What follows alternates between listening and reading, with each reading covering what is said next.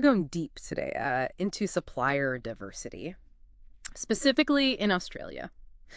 And, I think this is one of those things that's really interesting because we're going to be going way beyond just, the surface. We'll be using an ebook, some articles, even a video definition to figure out, not just what it is, but why partnering with Indigenous businesses is so important. It's kind of like, it's more than just ticking boxes. It really is. It's about understanding the whole landscape Yeah. and the benefits Hmm. and, how to approach these partnerships in a way that makes a difference, in a way that's respectful. Exactly.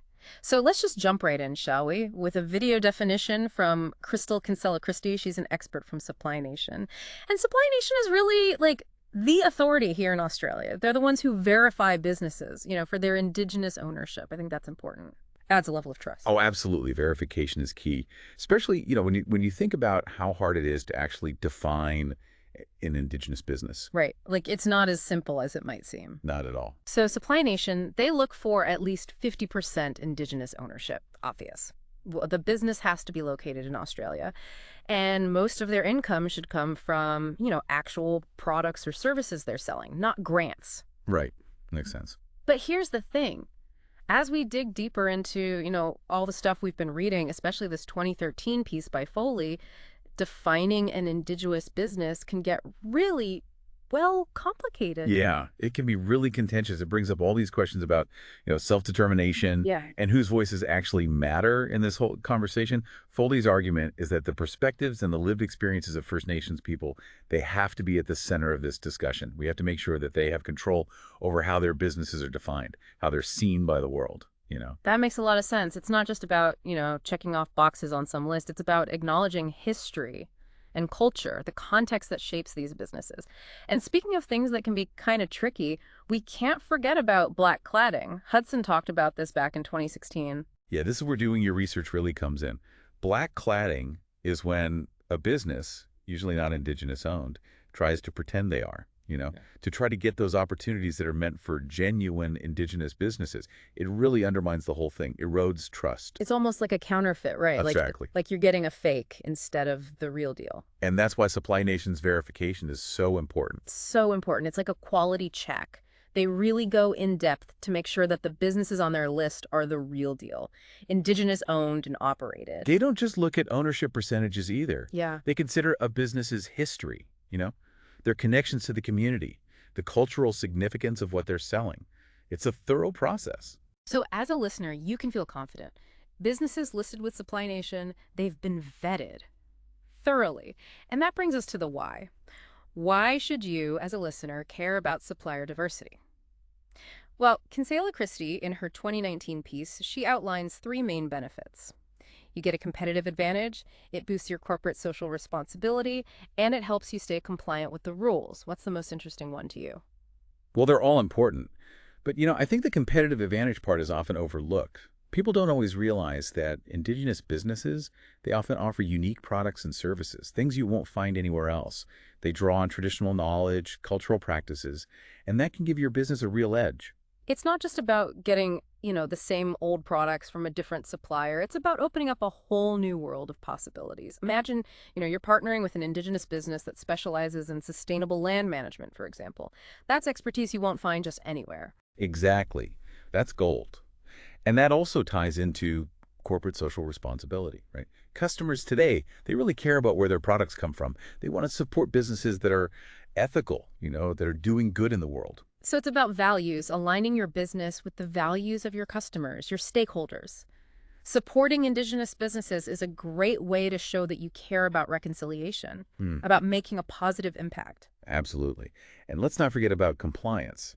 The government here in Australia, they actually have policies that encourage businesses to work with Indigenous suppliers. So it's not just the right thing to do, it's also good business sense. It's a win-win, right? You're contributing to a better economy, a fairer one, and you might even find new markets meet those government requirements. But here's the thing. It's really important to approach supplier diversity with the right mindset. Absolutely. It can't just be about checking boxes or hitting quotas. It's got to be about building real partnerships, long-term ones, based on respect, understanding, this is a journey, and it has to be tailored to each situation.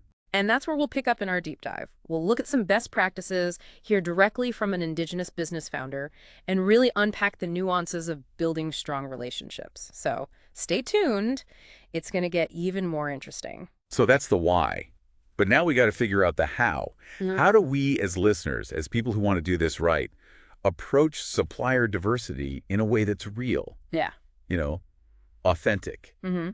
and actually makes a difference? Yeah, that's the big question. It's not like there's one right way to do this, is there? No, definitely not. Yeah. We have to remember that Indigenous businesses, they're not all the same. Right. Each one, it has its own unique story, its own cultural context, its own way of doing things. So we can't just treat them all the same, can we? Nope. Williams and McCafferty, in their 2022 research, they actually talk about this a lot. They say that if you want to engage with these businesses, you have to tailor your approach to the specific communities that are involved. That makes sense. You have to understand what their priorities are, their values, their goals, you know? So if you were like about to work with an Indigenous business, where would you even begin? What kind of research would you do? How would you even know if you were being respectful, if you were actually meeting their needs?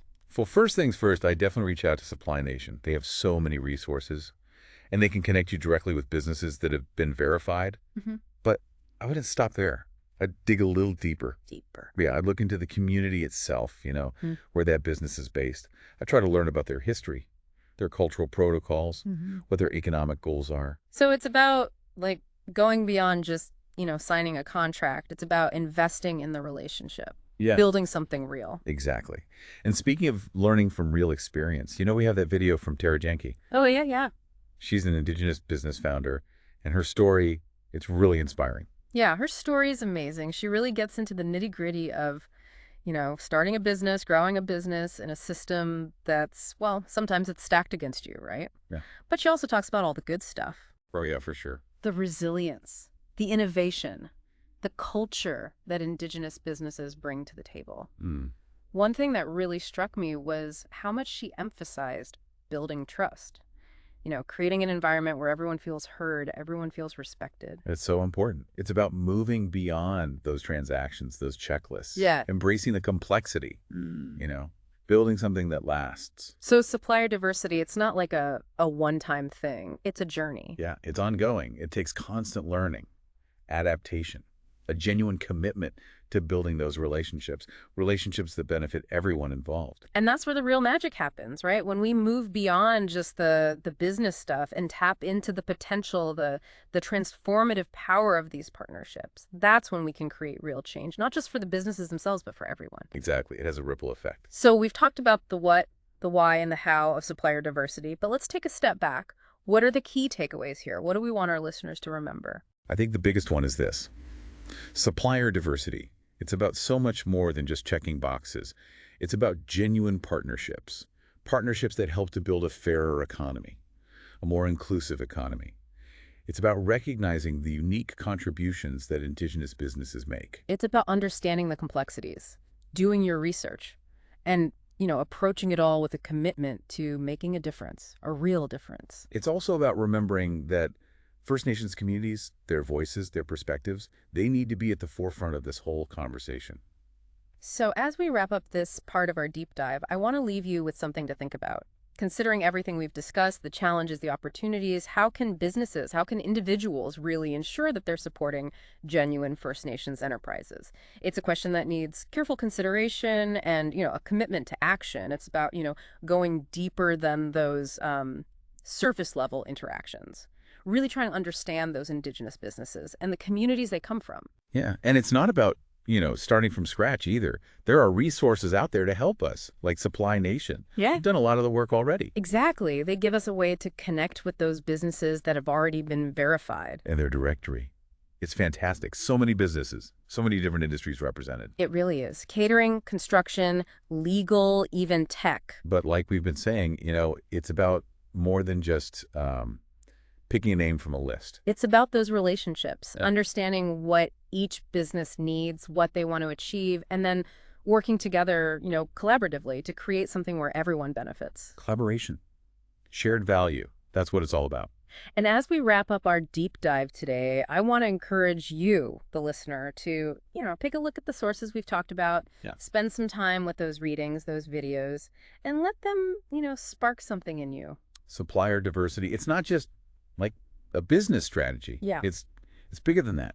It's a chance to be part of something that's making a real difference for everyone in Australia. It's about leaving a positive mark on the world, and it starts with, one partnership at a time. So let's do this. Let's take this opportunity. Be open to learning, be open to new ways of doing things, and commit to making a real change. Together, I really believe that we can build a future where Indigenous businesses can thrive, where reconciliation becomes something real for everyone. Thanks for joining us for this deep dive into supplier diversity. We hope you found it informative and maybe even inspiring, and that you'll, keep the conversation going. Absolutely. Thanks for listening, everyone.